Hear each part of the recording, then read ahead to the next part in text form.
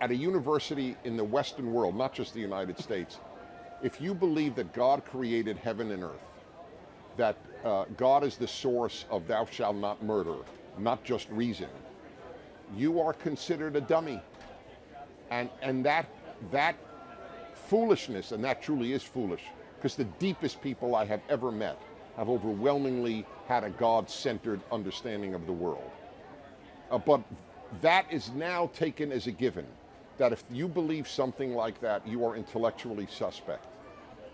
So that's what's happened. When you hear somebody say, I'm spiritual but not religious, How do you know to ask me such good questions? I have done hours of radio just on that subject. It is, with all respect to people who say it, it is meaningless. It means I contemplate my navel in a sophisticated manner. That is the code word. It doesn't mean anything, I'm spiritual but not religious. What does it mean? If you have no religion, what do you have? Spirituality? What does spirituality mean? That you believe that flowers are beautiful?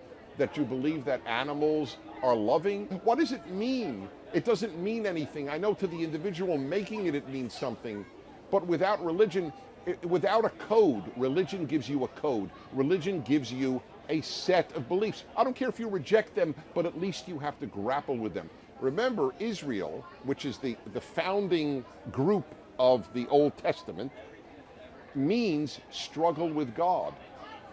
And I take that seriously as a believer.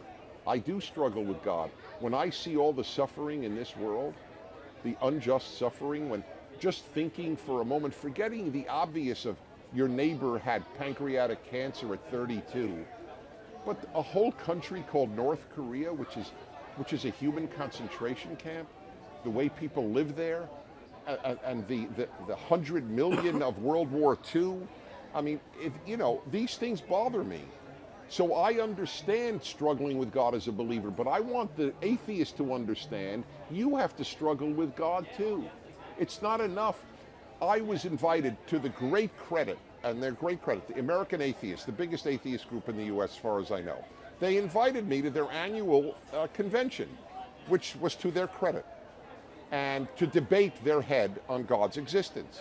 At one point I looked at the audience, who were completely, by the way, decent to me, and I can't complain at all. They were just fine. But I said to them at one moment, would you raise your hand if you have ever seen a child born, or listened to a Bach partita, or a Mozart symphony, or seen a Van Gogh painting, or seen a sunset, and said, it's hard to believe that just happened on its own. Maybe there is a God. Not one hand went up. And then I looked at them and I said, if I were to ask any religious audience, have you ever seen a deformed baby and doubted God, raise your hand, everyone would have raised their hand. We believers struggle more than you atheists do. And you think you're the questioning ones. We're the questioning ones.